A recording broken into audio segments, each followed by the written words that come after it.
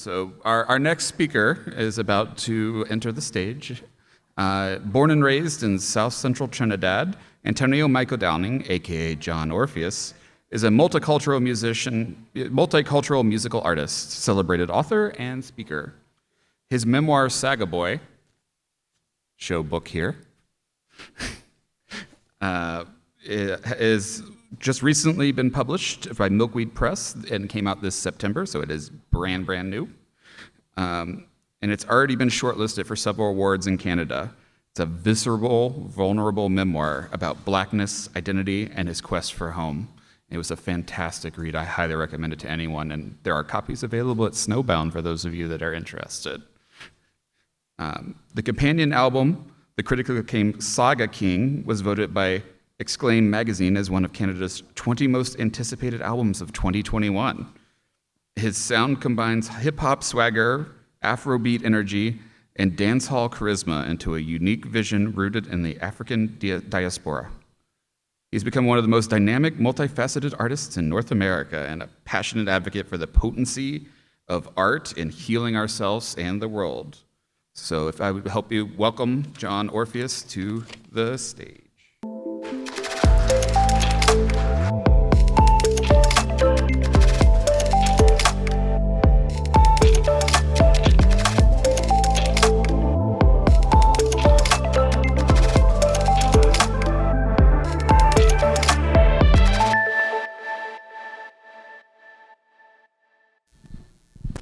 Check, check. Hi, everybody. Welcome. Hey, everyone. How are you guys doing today? Isn't this great? Isn't this beautiful? Like, so many brilliant people. I love that first panel. Well, this is John Orpheus. He's a good friend of mine, and I'm really happy to be having this conversation with you tonight. So I guess for starts, just kind of introducing you to Marquette. Who are you? Like, what should we know? You're an author and musician. You've just published a book. You've just released a new album. But this is one album of many, and this is not your first book. And that book covers kind of a story arc for you personally, too. So what do you need people to know? I don't know. I really like Marquette, first of all. I guess Saga Boy is it's like a coming of age story. I grew up in the South Caribbean.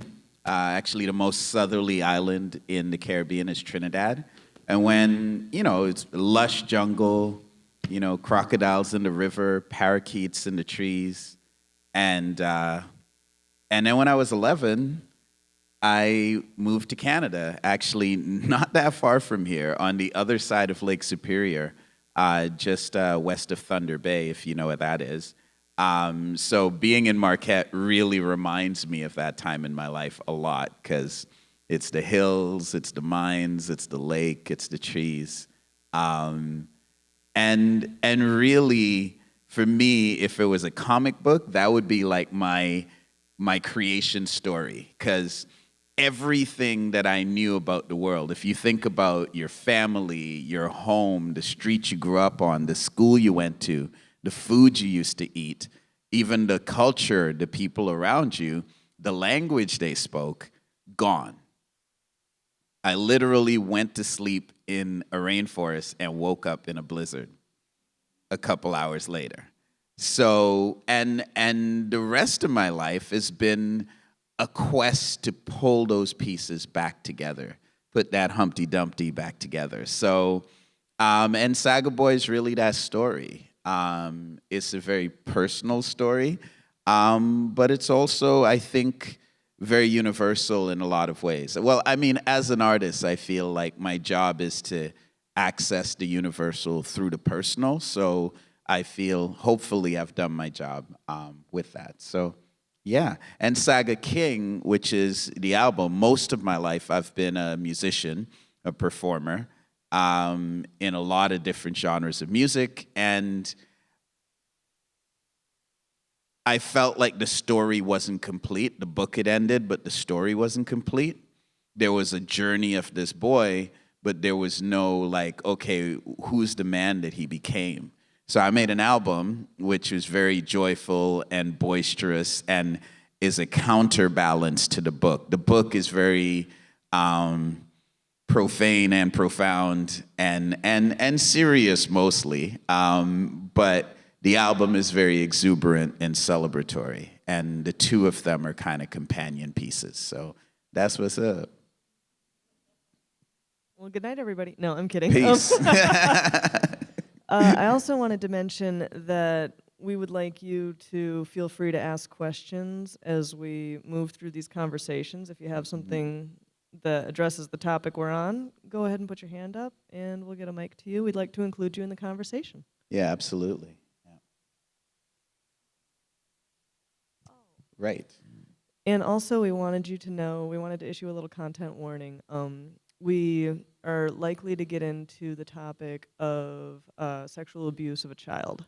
So if that's something you're not ready for tonight, I just want you to be able to make that decision for yourself before you're surprised by it.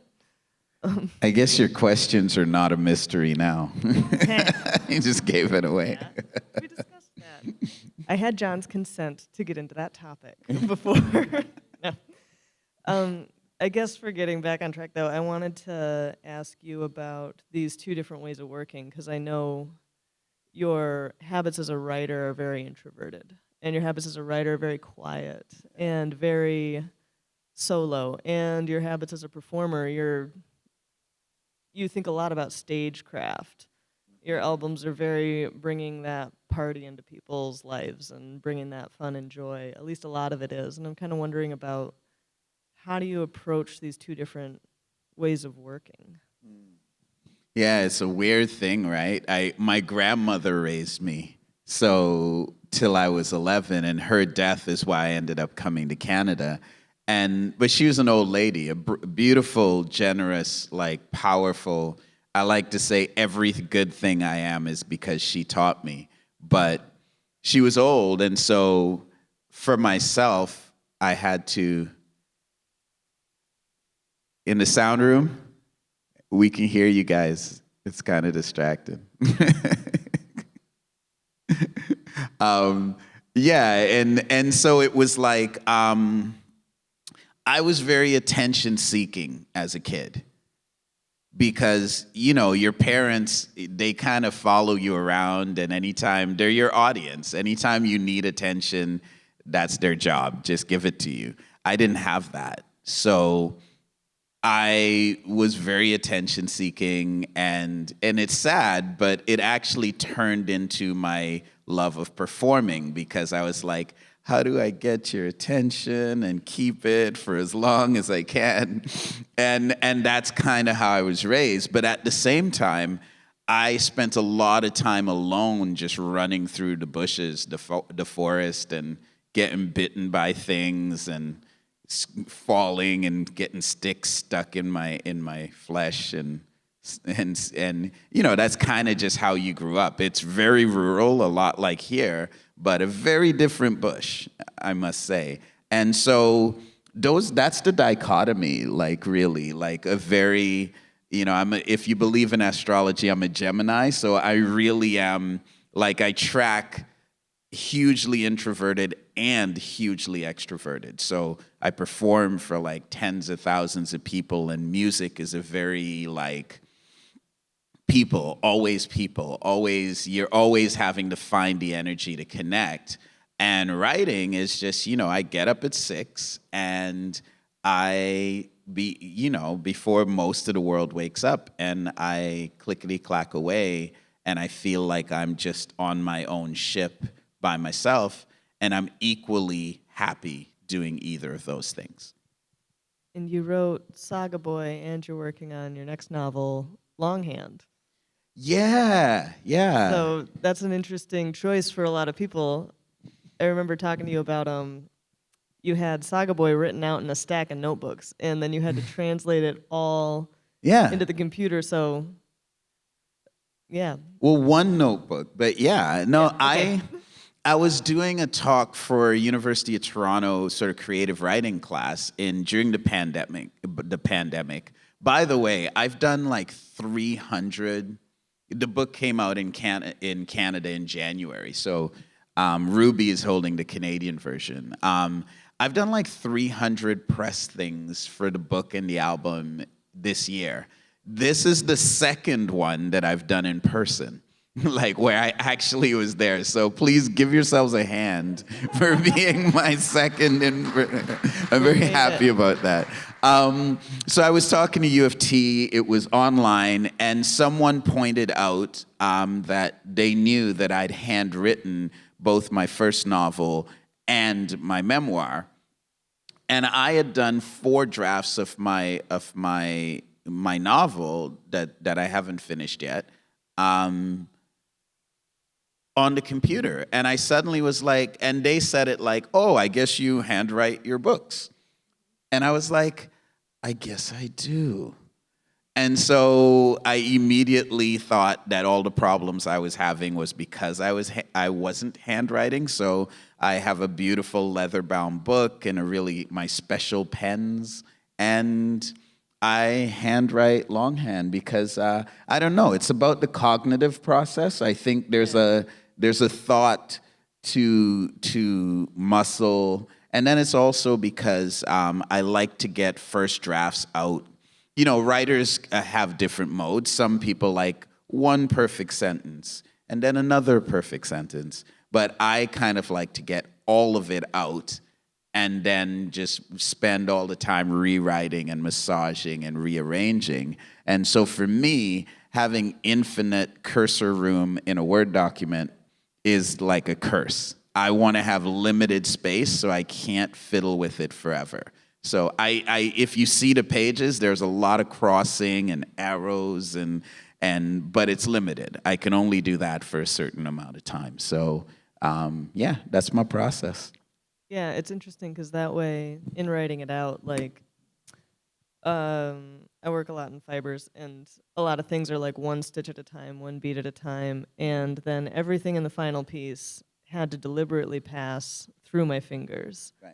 And that's a really kind of special thing. And now you have these objects that are your books that are kind of, this is, printed by, I don't know how large the editions are, but there's a lot of these. Yeah. But there's only one notebook. There's a manuscript. And I don't know, do y'all like ebooks or audiobooks? I don't do ebooks. I do audiobooks if it's a personal story, like a memoir, because then, the person's reading in their own voice, and so you get real emotions. But I am like, I would marry a book if I could. Like, I love the touch, the smell. Yeah, we can clap for that. I love books. I love the touch. I love the smell. I love the texture of the weight of the paper. Like, and so for me, it's creating a special, I think of it like a wizard spell book, right? Like, I've created this spell book, and whatever the final thing becomes, that is an object I've created and a memento to take me back to that time of creation. And I really love that. I really love that analog vibe. Yeah, it's a beautiful vibe. I wanted to dig in a little bit to your influences, too. Okay. I don't know if you do that in imitation of any of your influences, but, like, I wrote down in my little notes, the Queen of England. The Queen as an influence? Yes. The British Empire is an influence. I also know Shakespeare's been a big part of your studies. Yeah. And I know you love Leonard Cohen, and I know Fela Kuti has a big part in kind of Afrobeat in general. And I just wondered, do you look at these influences and look at how they work, or is how you work just your own approach? But I don't know, how does that play in? Yeah, interesting question. Like, so the first line in the book is, "The Queen designed my brain." I say that because in the little island I grew up on, Trinidad, up until pretty much when I was born, it was a British colony. So we had a governor. There were no laws. There were no elections. There was no voting. There's no representation. And so it's a very hard life for most of us who are people of color. We were either West African descent or we were East Indian descent. But from the time I was a kid, I was taught like a British schoolboy. So I read these little red reading books. I had a little khaki short pant uniform with a crest on the pocket, shiny-headed little black boy.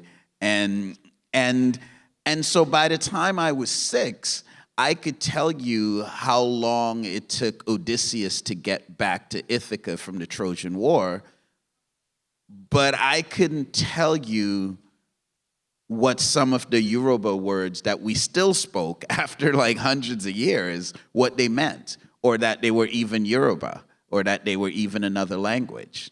And so it was this weird thing of having this sort of like Black African hardware, but all the software they programmed me with was the history and culture of Western Europe. And so it's a bit of a play on words because the Queen could be the Queen in England, but it could be my biggest influence, who is my grandmother. So my grandmother grew up, she was born in 1904. So she grew up in that whole colonial time. And this woman was a marvel in a lot of ways. Very generous. She would create, you talk about creating community and creating change. She created a school to teach young women trades so they could make their own money and have some independence, which in that world was revolutionary. I grew up watching her be incredibly generous, and she had 2 ways of processing life. One was songs, and one was words, in particular poetry.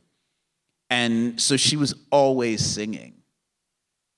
I described this scene in the book where I'm coming back from school, little shiny-headed black boy in my uniform, and there was a cemetery at the top of the road, and then our house was on the left.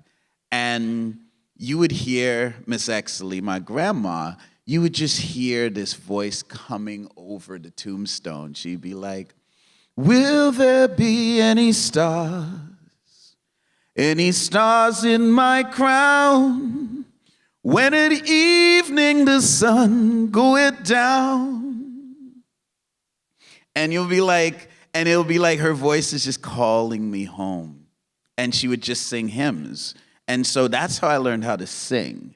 And then for words, she just loved reading the Bible, like King James Bible, that was her thing.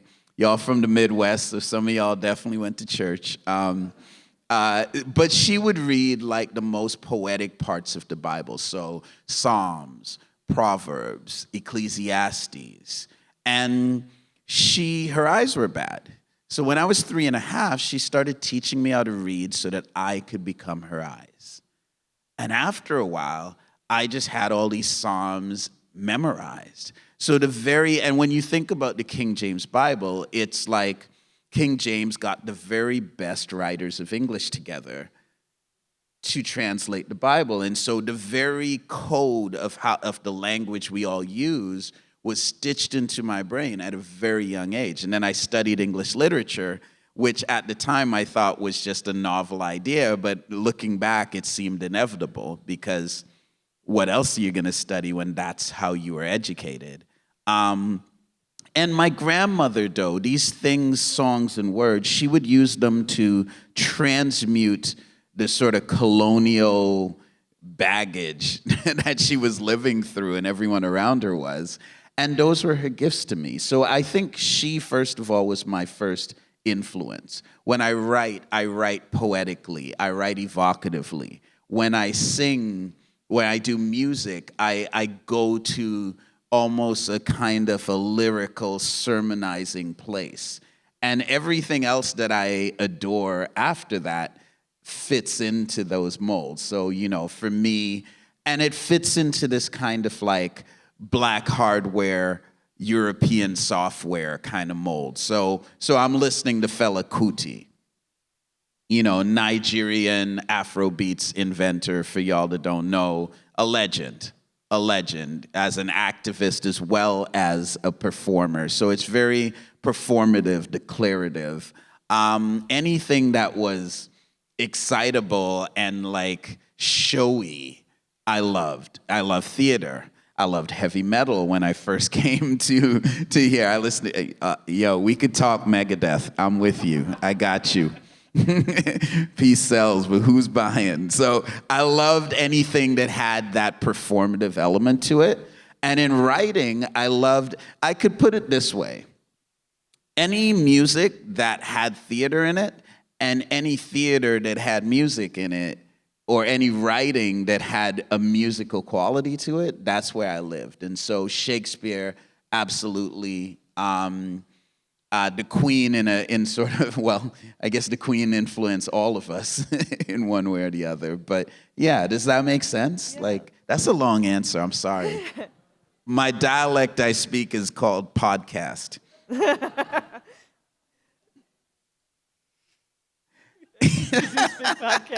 Yo, y'all can ask questions too. I'm told Midwest people are shy.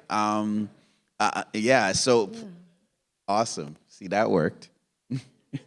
So I'm wondering a little bit about with your music and your writing, did those happen simultaneously for you as a career or a path, or did you find one began, or they were both intertwined all along? See, that's a really great question, and I have a really weird answer, which is, by the time I was 8, I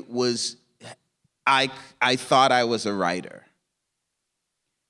But I didn't start professionally. I started professionally playing music when I was 17. And then pretty much stuck to that. I was writing the whole time, but I stuck to that. In 2010, I wrote a novel, a small novel, but I was on tour in Europe and I didn't really promote it. And then this book, 10 years later, Penguin Random House in Canada contracted me to write it, but I had started writing it as a personal project, and really within about 90 days, they were like, oh, we'd really like to put this out. Here's some money, thank you. And that's when it was like, oh, I have a career as a writer. So writing came first in my head as something I identified as, but it came very much later as a career. For most of the last 20 years, I've been, jumping on stage and singing, wearing shiny things. That was my career. So a great question, though. Thank you. I wanted to know about, in the book, there's an awful lot of singing happening. Yeah. Especially your grandmother. And was it, I know that you really love the object of the book, but was it important to do the audiobook?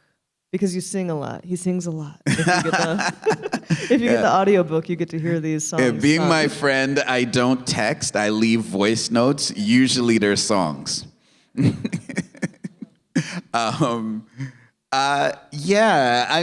was really important to me to do the audiobook. And I felt like I was betraying, as I said, I would marry a physical book if I could. But it was important because voice and vocalizing was really important to me, and performance was really important. And so I really spent a lot of time on that. And the audiobook itself is like almost a separate work of art. It's like it's a play and this is the script. But the audiobook itself, like the songs, the accents, like a Trinidad. I don't know if you know people from Trinidad, but my mom would be like, child, I is your mother. You will have many friends in this life, but only one mother. So I get to do all the accents of my family, and that's really fun. That's because so much of my life is just that oral exchange around the family. And if you read David Sedaris, for example, David Sedaris? Yeah. So he's talking about his family all the time and the way they speak and the things they speak about and all their frailties. Well, it's picture that, but it's like a Trinidadian colonial family that moves to Canada and gets scattered all over the place. And yeah, that's it.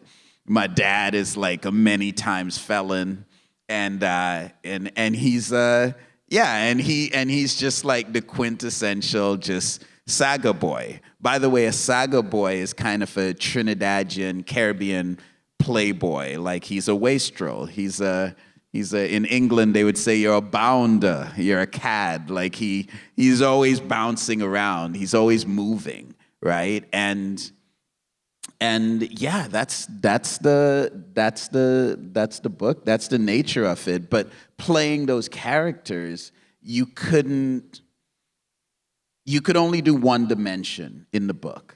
So I took a lot of pride, and I really enjoyed doing the audiobook and making it its own thing, separate from the physical.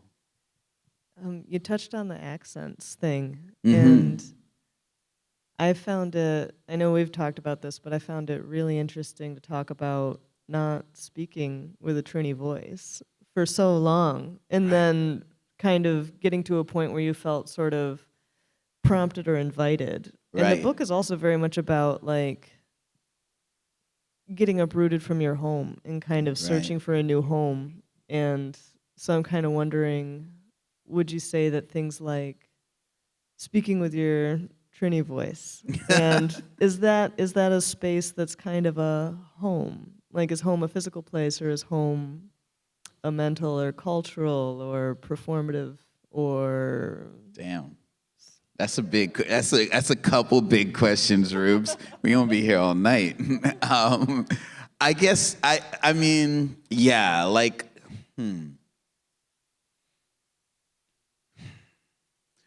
what do you consider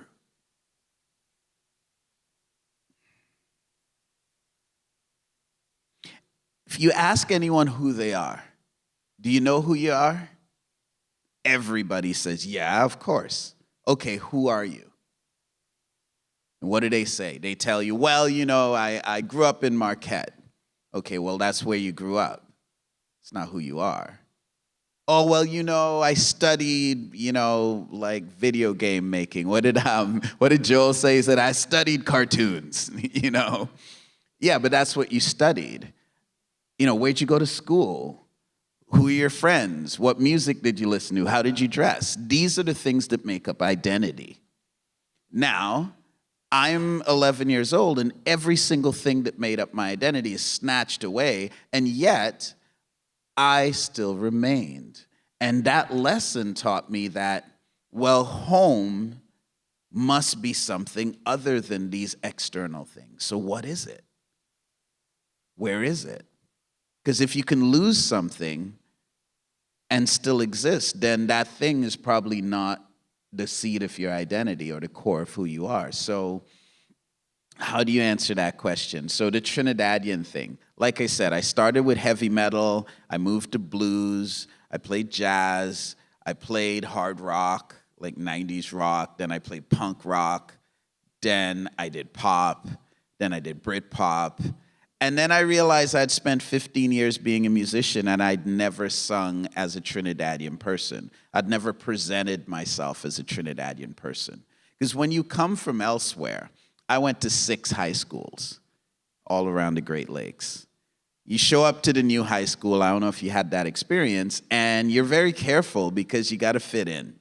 So you're very careful. You're watching to see what are people doing, what do they like, what do they don't like. So imagine if you had a whole different existence. I kept presenting myself as new people that I hoped would fit into my place. And then I kept doing that with music to the point where the core of where I started was completely lost. And then 5 years ago, I just said, screw it. I'm going to sing in a Trinidadian accent, and I'm going to do what makes me me. I'm going to be radically me. Because all the things that I found people shunned me for, that I tried to not do, became the things people praised me for when I embraced them. And I feel like that's a deep lesson that I learned in terms of identity and what's home. And if you ask me now what's home, what I learned was simply my heart is my home. What's my heart made out of? It's made out of the stories and the people that I carry with me in my heart. And that comes with me everywhere. So it doesn't matter if I'm in Marquette or Montreal or Mozambique. That's my alliteration. You like that? Geographical alliteration, one of my skills. It doesn't matter where I am. I feel at home and I can be fully myself. And that might sound like a small thing, but let me tell you, the life I've lived, that is something that is an immense accomplishment to me, maybe my greatest.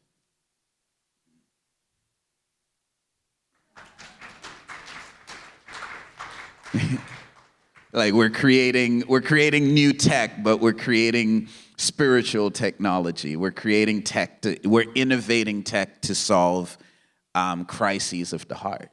Yes. That's what I see myself and my role as an artist is. I guess to blow that up a little further, I wanted to touch on two things, and maybe they're connected.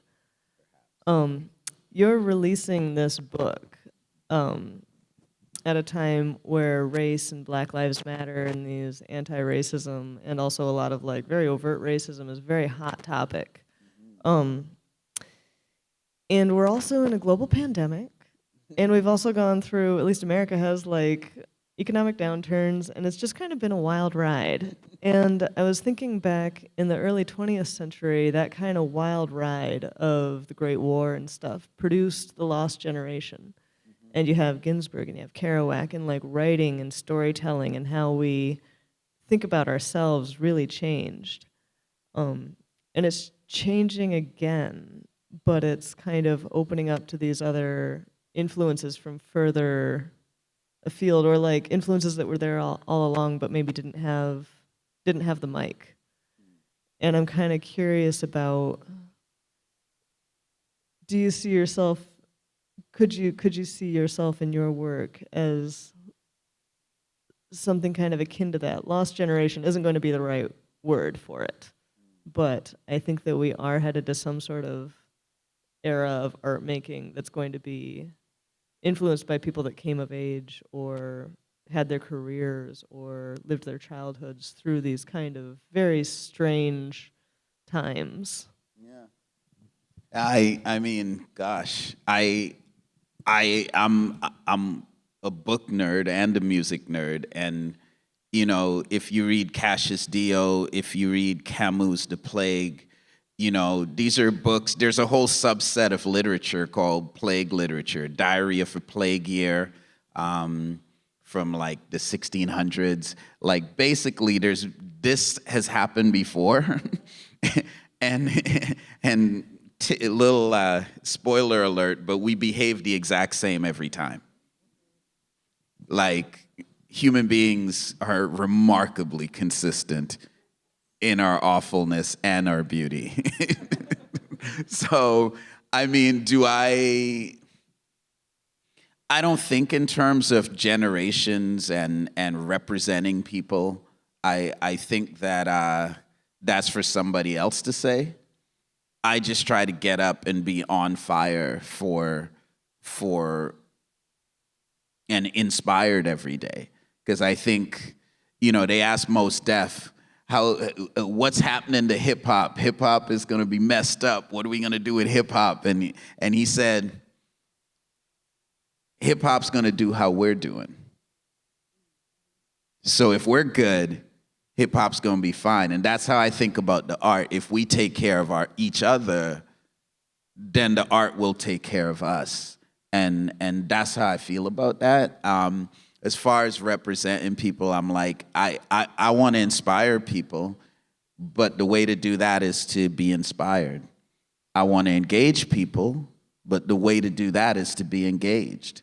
And so I focus on every day just being present for my heart and my spirit, and being kind to myself and forgiving to myself and loving to myself, because that's where I learned how to do it for everybody else. And that's how I think about, in terms of generations and the times we live in and what's going to happen. I mean, A, it's happened before, and B, I still got to get up and be inspired and do the work. And so I focus on the process of doing the work, and I feel like if I'm doing my job,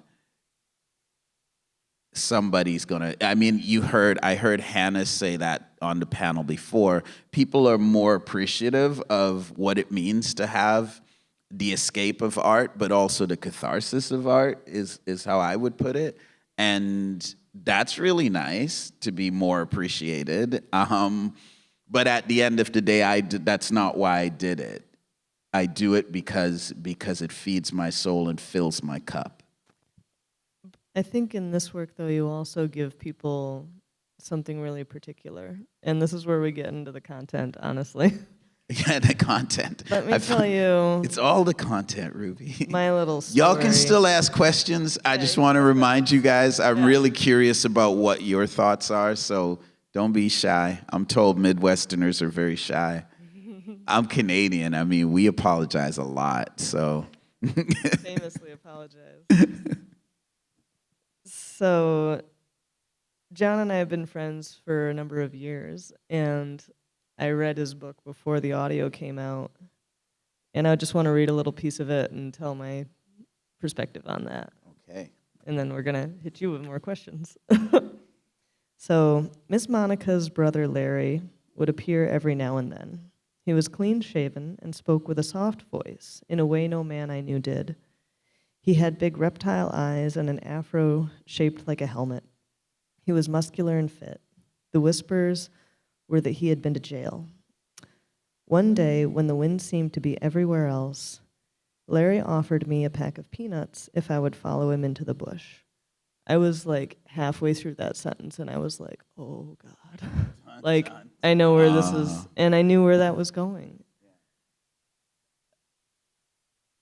And it's heartbreaking. But it's not, but what I want to say is, I think it's a conversation that needs to be had. It's a conversation that we need to have about men and boys. Because the statistics aren't good in this country or any country, and it's hard to talk about. And I just want to know,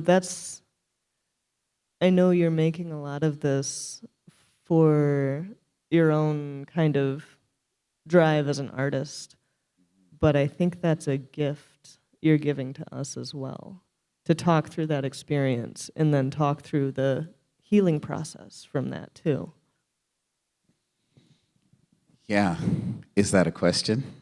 Or you just want me to comment?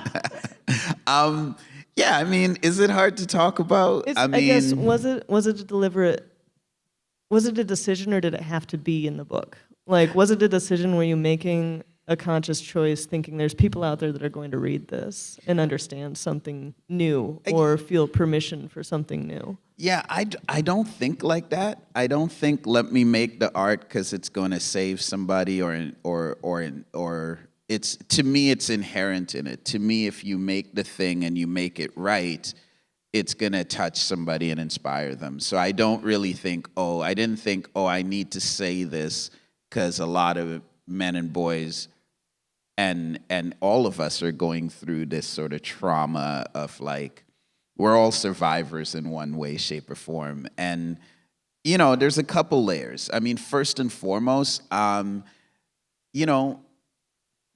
men being vulnerable, right? It's hard to write something like that. Like,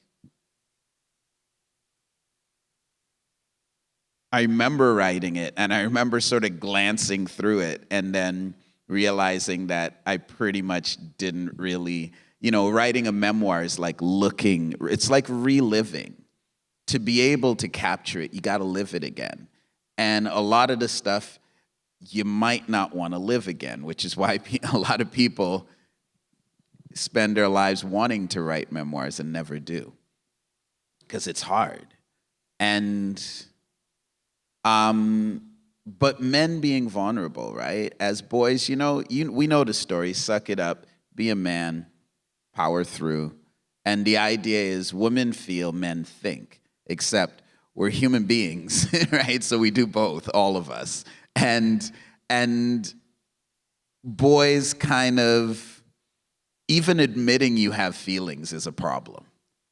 And a lot of us, we have buddies and we have friends as straight male friends, but you can talk about certain things, but as soon as it gets emotional, it's like, no, there's a barrier there. And there's reasons for that. But being vulnerable and being able to be vulnerable, I think, is part of that message, is that it's hard to talk about. Why? Because it's the most demasculating thing possible, and there's no forum for men to be soft, to be vulnerable, to be broken, except that we all have some sort of thing we got to get over, right? All of us have something we need to survive. In the term you used the other day of an imperfect victim, was that the term? That was really on point. Yeah, imperfect victim. It's such an interesting thing because it's like, men who are sexually abused typically end up sexually abusing other people, usually women. So solving one problem is actually directly related to solving the other problem, except we don't often treat it like that because men are imperfect victims, because the narrative is that men can't be victims, we're the perpetrators. In fact, 1 in 5 boys before they're 19 are sexually abused, and that's globally, including here. And 42% of them, 45% of them, as best we can by what's reported, are by women. And so it turns the narrative on its head, and that's why it's hard to talk about. Because it's easy to just put these things in the simple lanes and not chat about it, but I'm not scared. I mean, it's kind of my life, right? I'm just not scared of these things because I think the fear creates a continuum of silence. And if you can't talk about something, how can you heal from it, right? I mean, so yeah, but then the final layer for me, and I think about this, is I don't think of trauma as some debilitating thing that we need to be like,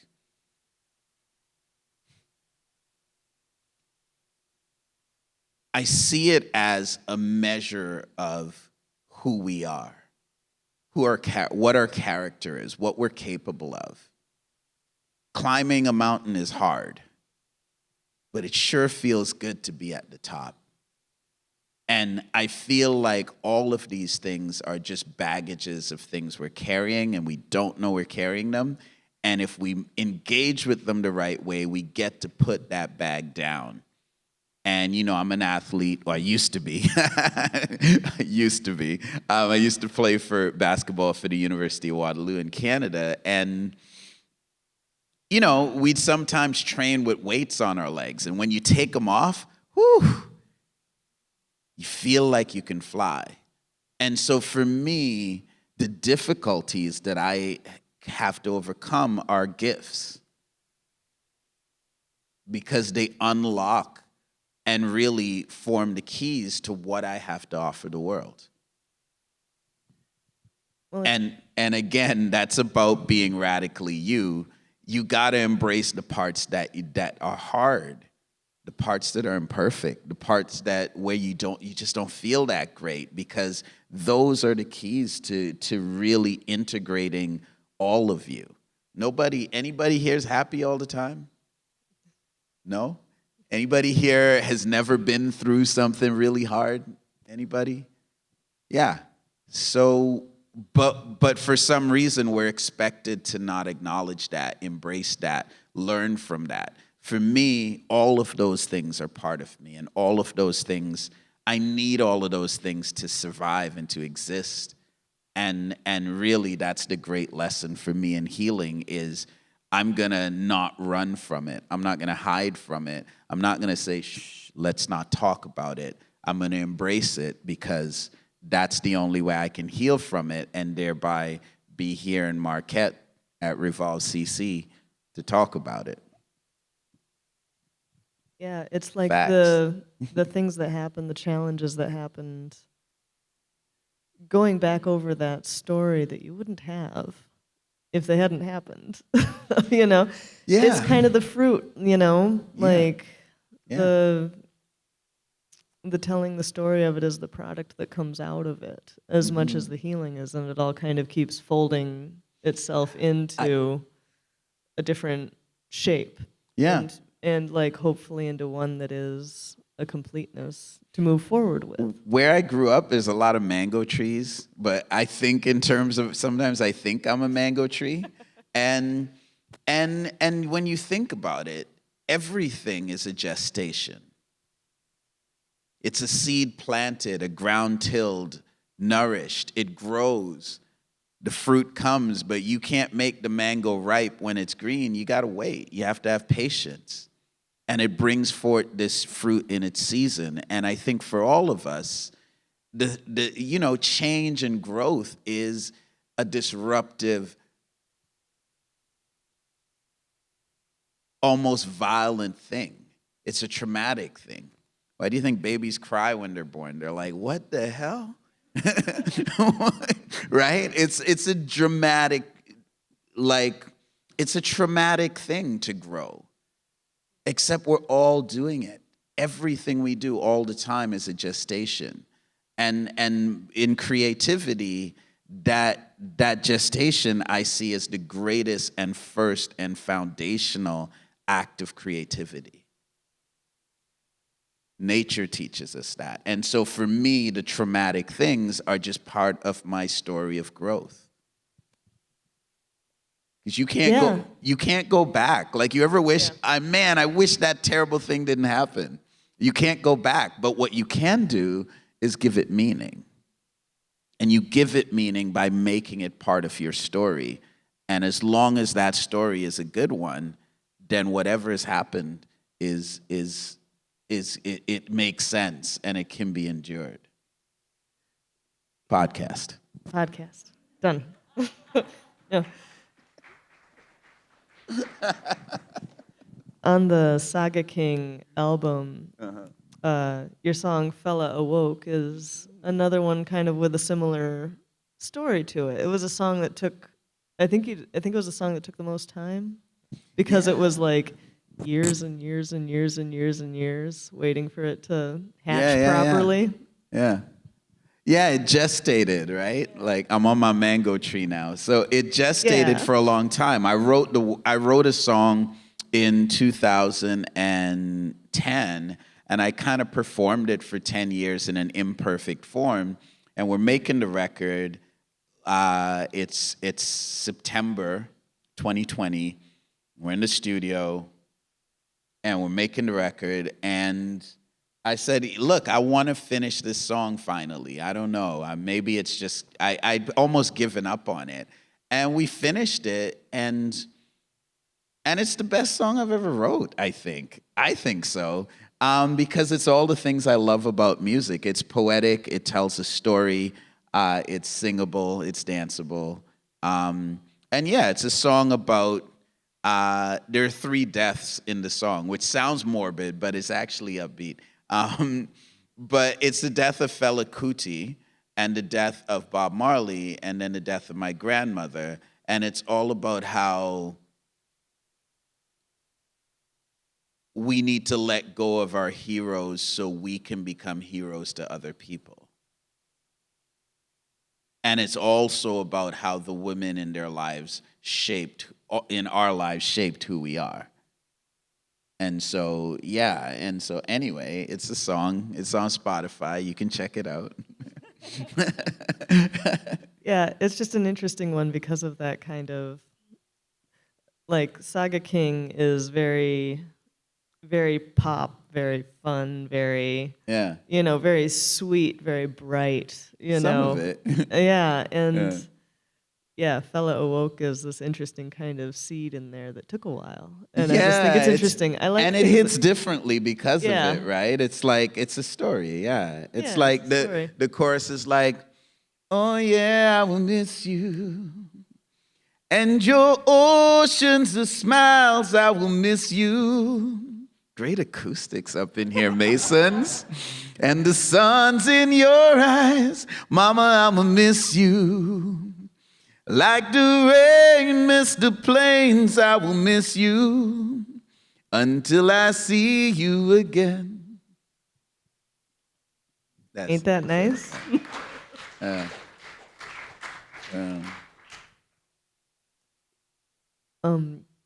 And Saga King, the album too, was going to be Saga Boy, Yeah, the album. yeah. And I just thought that was a smart move. When you told me you were switching it up, I was like, oh, of course, of course. Yeah, because if you name them both Saga Boy, people think, oh, I'll listen to this album while I'm reading the book. It's like the soundtrack to the book.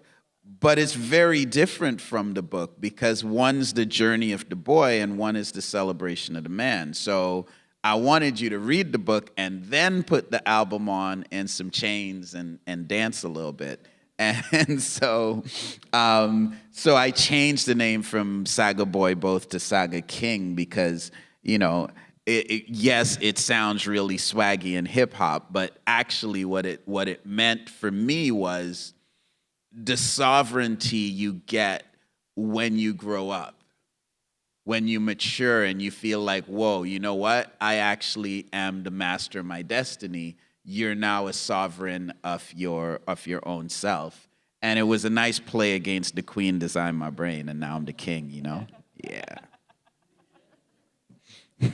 So I think we're kind of closing, or at least getting towards the end, and I just want to Oh my again God, remind I feel we like got I've some been more talking for questions. years. Well, you know the mango tree doesn't say, I'm going to answer in Trinidadian, it seems appropriate. It's a great question, but the mango tree doesn't say we had mango last year, so no mango this year, right? The mango tree just making mango because it's a mango tree. So that's how I feel about it. I feel like this is my purpose, you know? I had a great conversation with Joe Teal last night because I day jobbed in tech for years. And so, I mean, let me tell you, there are easier ways to make money. But this is my purpose. And I feel like when you start, it's like I got to decide between good and bad. Easy choice, right? Good is good. And you get a little further and you got to decide between great and good. And that's harder because you got to say no to good things. But great is pretty good. Then you get to a place where you can decide between amazing, life-changing, and great. And that's really hard because you got to turn down great things in order to do that. And you might have this great thing that all your friends would want, would do anything for, but you got this amazing thing now. But then you get to a place where you have to choose between amazing and life-changing, something anybody you know would sell their left pinky for, and the thing, which is purpose, right? And purpose is hard because no one out here is going to validate you because you choose your purpose. And if you don't choose your purpose, only you will be disappointed. Because everybody will happily say, look at your amazing thing, look at your amazing life. But you'll know. But if you choose your purpose, then the great gift is we don't got to worry about where the next book's coming from. I never have writer's block. I always have a song because this is what I'm supposed to be doing, making mangoes.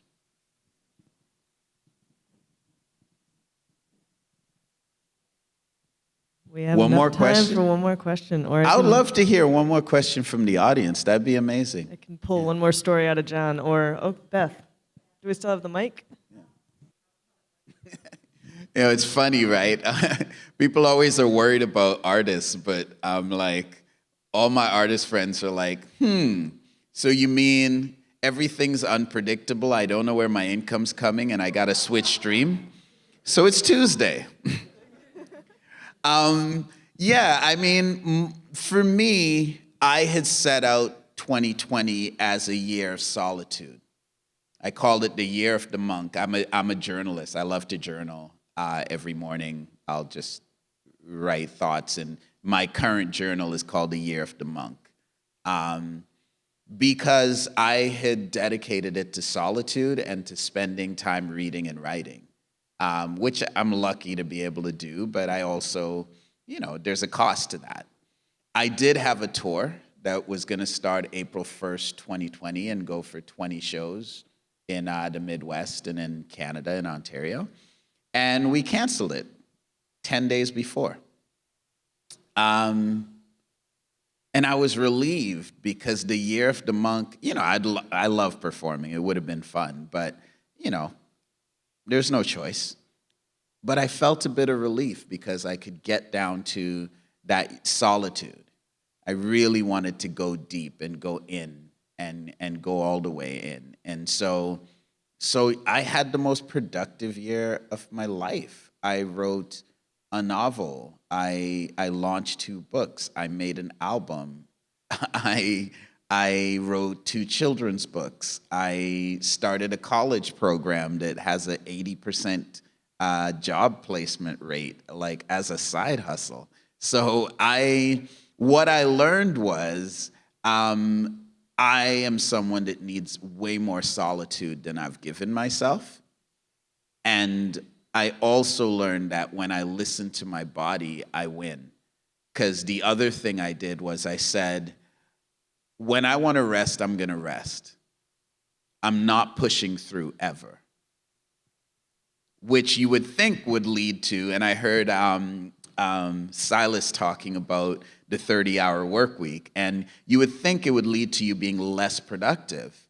But I had the most productive year of my life taking a nap at 4 p.m. every day, scheduling it. Ruby knows. It's like, Ruby, it's nap time. I'm sorry, I can't talk.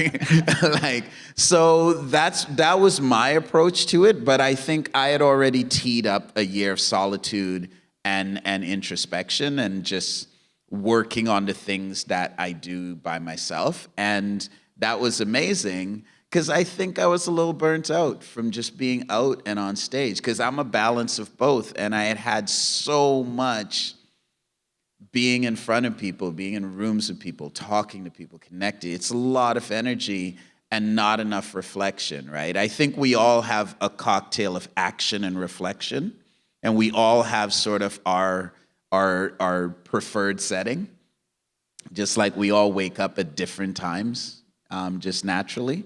And I needed more reflection than I was getting, and I'd spent forever just not getting it, and I was like, I'm gonna catch up. And then the pandemic happened, and the enemy of art, of creativity, the enemy of creativity is distraction. So I was living downtown Toronto, and suddenly I had a reason to not hang out with anybody.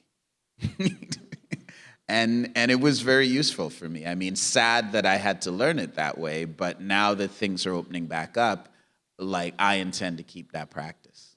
But and that was a big part of what's happened with me and my relationship with the art. Thank you very much, John. Yeah. Okay. Yeah, everybody.